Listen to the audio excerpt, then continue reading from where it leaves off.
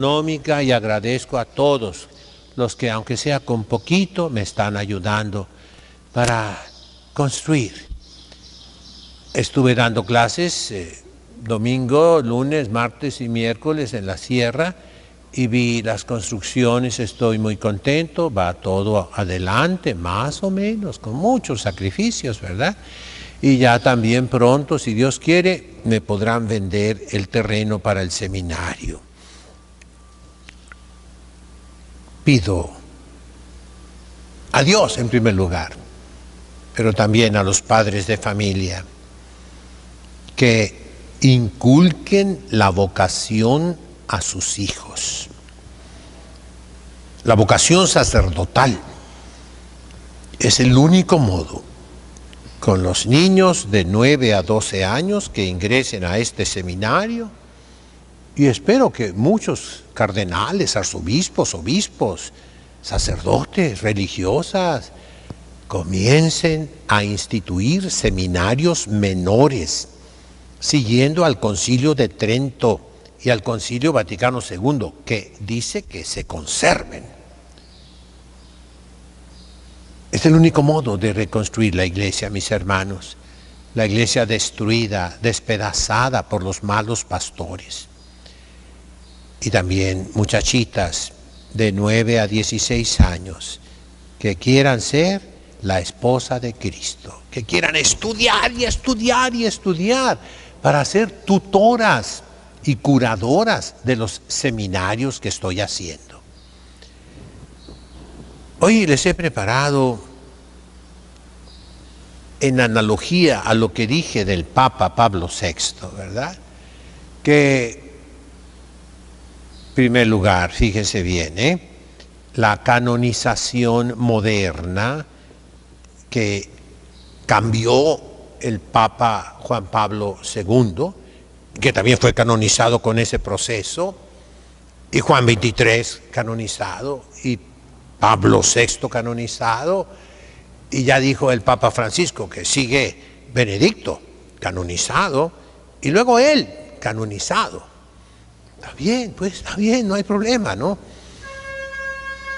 Pero les quiero yo decir clarito, miren, yo hice un libro sobre el proceso de beatificación y canonización con la primera reforma que hubo allá por el año de 1983, ¿verdad? Pero después hubo otra reforma en la que se facilitó la canonización y se dijo claro, no incluye la infalibilidad del Papa. Eso es muy importante. No es una definición dogmática.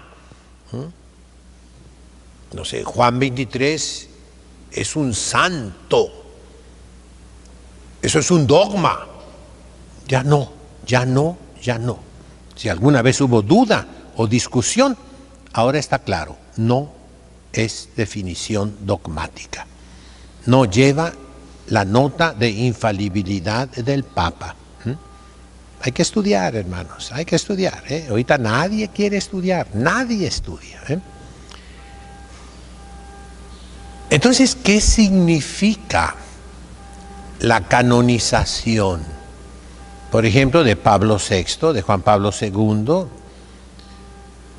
de Juan XXIII, dije yo de Concha Cabrera, un ejemplo muy impactante, impactante para el que estudia, el que no, oféndase, llore, chille y acúseme, pero no sabes nada, burro. Entonces, hijos, significa que se alcanzó a salvar, aunque sea de panzazo, como se dice en el béisbol, para tocar la base. Es todo lo que significa la canonización el día de hoy. Se alcanzó a salvar. Fíjense bien, no significa que esté en el cielo, no. Puede ser que esté en el purgatorio. De hecho, por ahí anda una monja, en Colombia todo mundo es visionario en Colombia, qué bárbaros, Todos tienen visiones y apariciones. Una monjita dijo que se le apareció el Papa Pablo VI, que está en el purgatorio. Pues diga lo que diga la monjita, ya ella, ¿no? Yo solo les digo que conocí a Pablo VI, 12 años, y repetí, y está en mis conferencias antiguas de hace muchos años, que se dijo, no puede ser canonizado. ¿Por qué? Porque fueron miles y miles de sacerdotes que se salían cada año. Él firmaba las dispensas sacerdotales. Ay, también esto, ¿verdad? Los viernes a las 3 de la tarde. Porque le dolía mucho. Bueno, pues sí, pero tú eres el jefe. Y no fuiste jefe. Entonces, en ese sentido, tenemos que reflexionar, Pues bien, yo dije de Pablo VI algo muy bueno, que proclamó durante el Concilio Vaticano II, yo estuve presente, a María Santísima como Madre de la Iglesia. Fue la última predicación que subí. Ahora quiero decir algo bueno del Papa Francisco. Ya le dicen Francisco I, pero si yo soy Papa, yo voy a ser Adolfo I, Sí, porque yo quiero poner remedio en la iglesia, Entonces, se pone Francisco I cuando el que sigue se llame también Francisco. Entonces sí, se hace primero y segundo, pero ahorita todavía no hay uno que se llame Francisco II. Así es que calma. ¿Qué cosa hizo buena el Papa Francisco? El título de un documento contra la tradición. Un documento hecho el día de la Virgen del Carmen, 16 de julio, ¿verdad? De hace varios años. ¿Cómo? ¿Es un documento contra la tradición? Sí, para exterminar la tradición católica, litúrgica. Y usted, monseñor, que dice que es muy tradicional, está aplaudiéndole al Papa Francisco, que hizo un documento con... Cálmate, cálmate. El título del documento es el que me agrada. Fue hecho como lo que hace Papa Francisco, ambivalente, ambiguo, equívoco. Y yo le añado todavía, ese título fue hecho, perdóname Papa Francisco, con ironía, con sarcasmo, con mordacidad, con burla hacia nosotros. Nos dio un trancazo en la cabeza terrible y una especie de alabanza. ¿Cómo se llama ese documento? Traditionis Custodes. Los custodios de la tradición. Y se dirige a los señores cardenales, arzobispos y obispos, que ellos son los custodios de la tradición. Y es cierto, es la verdad. Los obispos son custodios. El problema es que el contenido del documento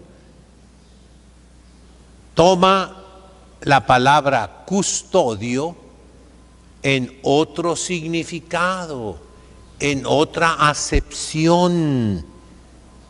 En un diccionario, cuando ven un término, casi siempre tiene A, luego B, luego C.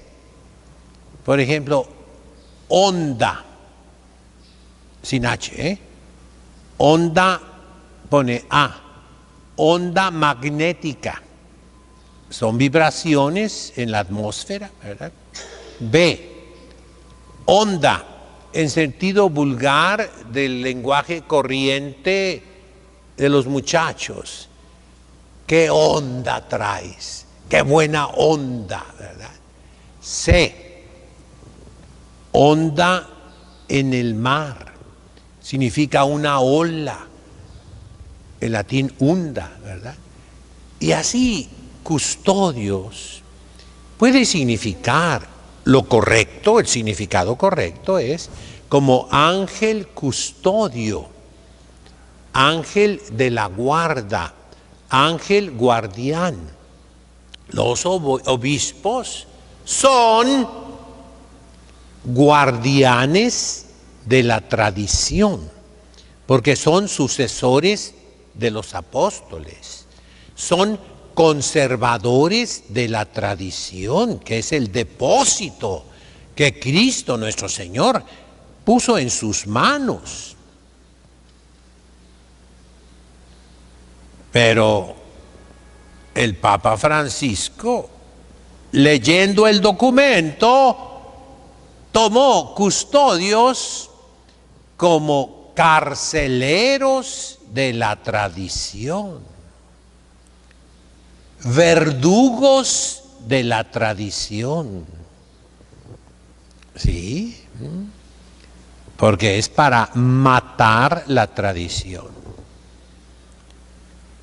Pero tenemos que interpretar, dice San Ignacio, bien la proposición del prójimo. Entonces yo tomo el puro título, no me meto en lo que tenía la intención el Papa Francisco. El puro título es bueno y yo lo adopto para mí.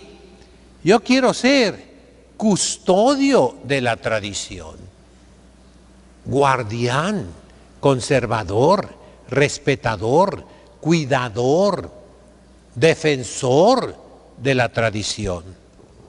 Y todos los obispos deben ser eso. Eso es su papel, ser defensores de la tradición, guardadores de la tradición, tutores de la tradición, curadores de la tradición. Hay un libro que era usado por los papas. Es un documento muy poco conocido.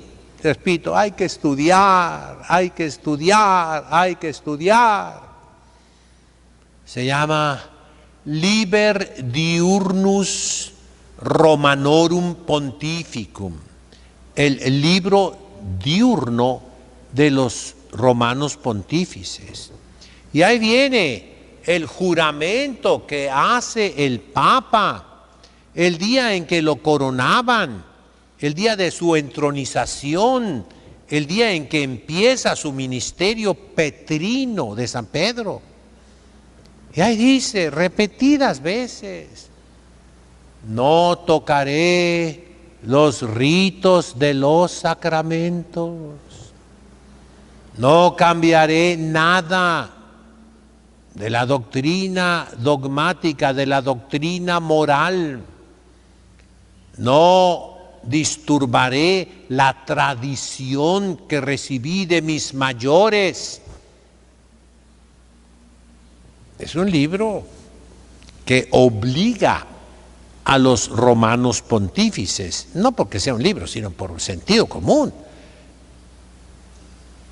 por derecho divino, por todo lo que quieras llamarle. Vamos al Concilio Vaticano I de 1871, con Papa Pío IX, la infalibilidad del Papa. El Papa no puede cambiar nada, nada absolutamente. Clarísimo lo dice. Ayer estudiábamos el Denzinger famoso, ¿verdad? donde vienen todos los dogmas de la iglesia, más o menos, ¿eh? No es algo oficial. Y ahí veíamos eso. No se puede cambiar. Entonces, en este momento, cada obispo que de verdad entienda lo que es, qué debe de hacer. Cada obispo, y el obispo de Roma principalmente, o sea, el Papa. Ver la iglesia, dice nuestro Señor, enojado. Vean los signos de los tiempos, vean alrededor. Cualquiera los entiende. Cuando ves que la higuera está echando brotes, es porque viene el verano. Cuando ves el horizonte rojo, sabes que va a ser calor allá en el desierto, ¿verdad? Hipócritas, les dice, que no entienden los signos de los tiempos. ¿Cuáles son los signos de los tiempos en este momento, mis queridos hermanos? La iglesia destruida por todas partes, acabada, exterminada, desaparecida por todas partes. ¿Qué debe hacer el Santo Padre y todos los obispos? Custodiar la tradición. Traditionis custodes. Dejemos la burla, la ofensa que nos hacen con ese título a los que estamos custodiando la tradición de tantos años. Que me ha costado. Claro que me ha costado y me está costando a mí y a mis religiosas y ahora también a los seminaristas. Nos cuesta custodiar la tradición y se burlan de nosotros. ¿Qué debe hacer cada obispo? Custodiar la tradición, lo dice el título, lo dice el Papa. En otro sentido, él, totalmente diferente, pero en el sentido correcto, como se debe tomar, como Dios manda, está diciendo, preserva, conserva, cuida, cuidadosamente, dedícate a que no desaparezca la tradición.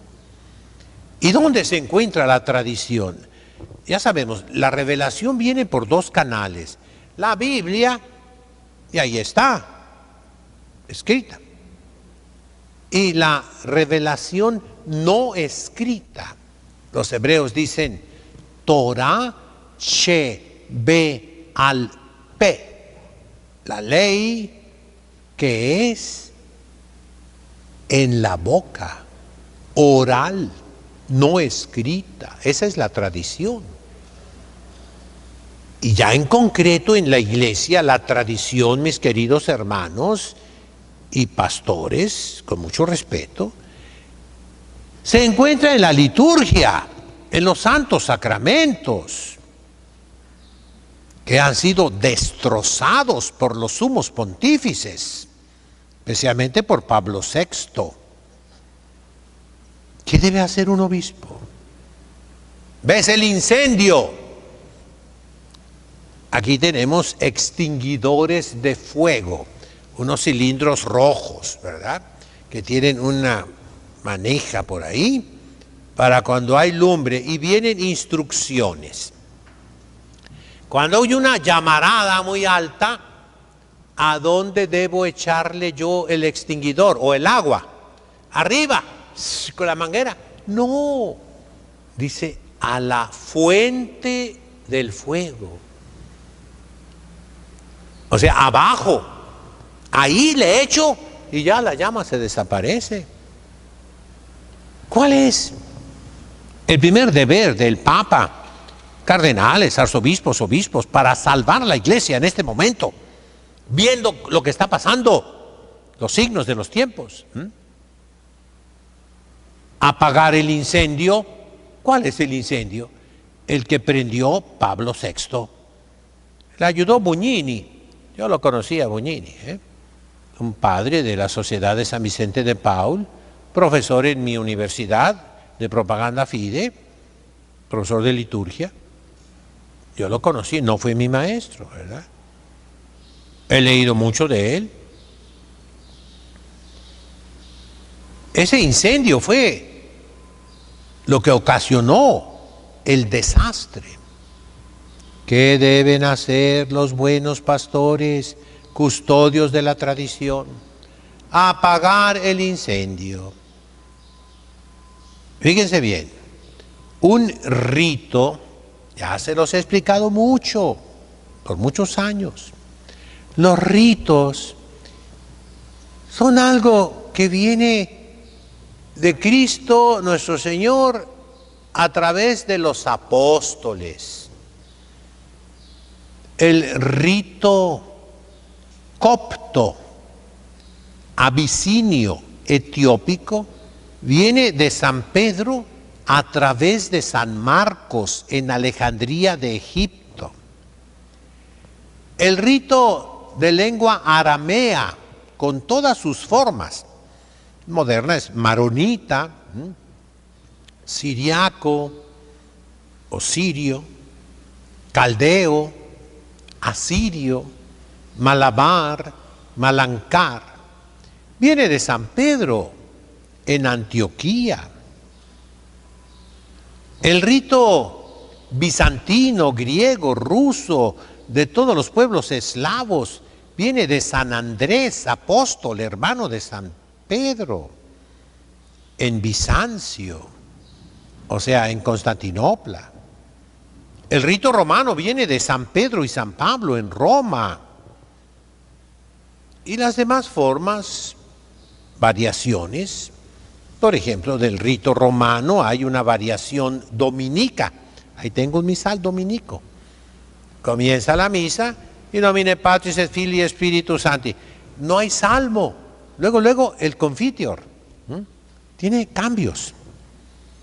Hay el misal cartujo. Hay una variación que se llama mozárabe en la Catedral de Toledo, en España.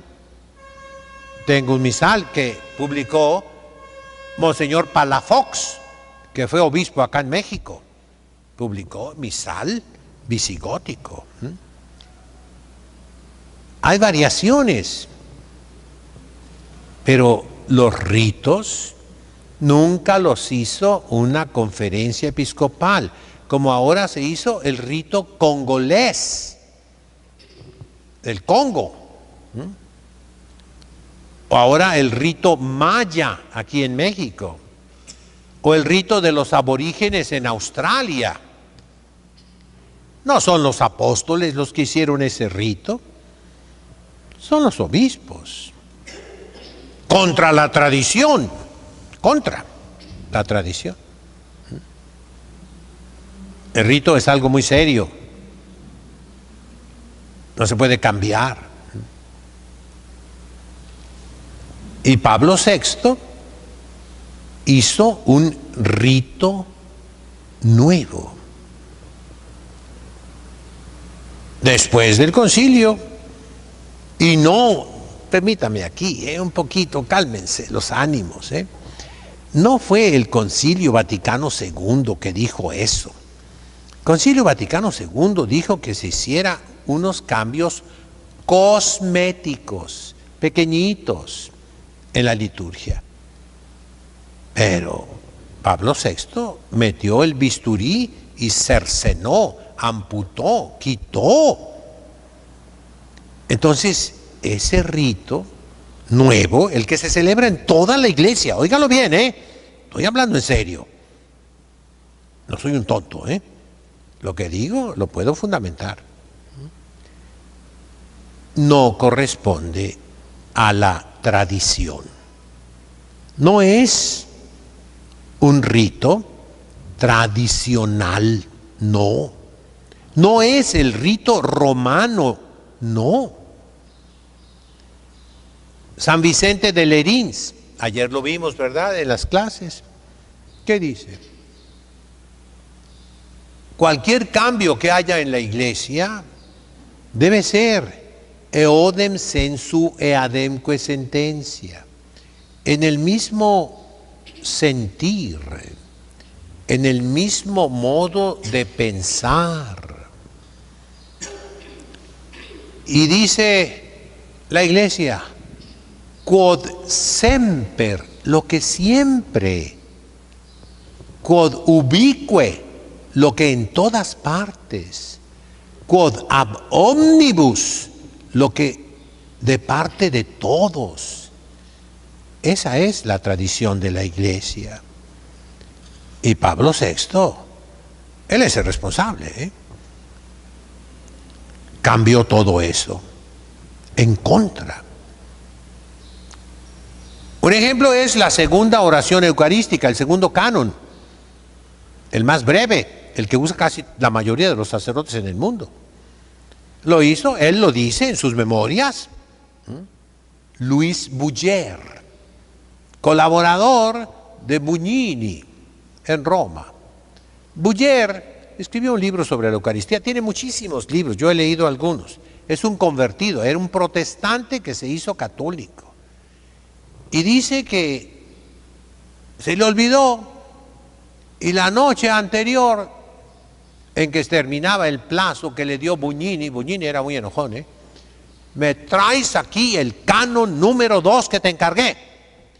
Y se acordó en la noche, estaba con unos amigos en Trastevere. Trastevere es una parte de Roma, Trastevere, del otro lado del río Tíber. Muy pintoresca, muy bonita, Ahí hablan dialecto romano, bueno, en aquel tiempo que yo estaba, ¿no? Y es un lugar turístico. Y estaba en una trattoria, en un restaurante, donde venden vino, allá siempre se toma vino, pues con pizza, con carne, con lo que tú quieras, ¿verdad? Y se acordó que tenía que hacer el canon número 2. Y ahí en la mesa, yo pienso con servilletas, ¿verdad? Se puso a escribirlo. Sanctus es Domine. Y ahí hizo el canon. Y al día siguiente lo entregó, ¿verdad? El canon 3, el canon 4. Y ahora hay cientos de cánones. No se hagan tontos. Cientos. Aún en los misales, en lengua vulgar. El Papa Francisco dice, el misal de Pablo VI es la tradición, es la lex orandi.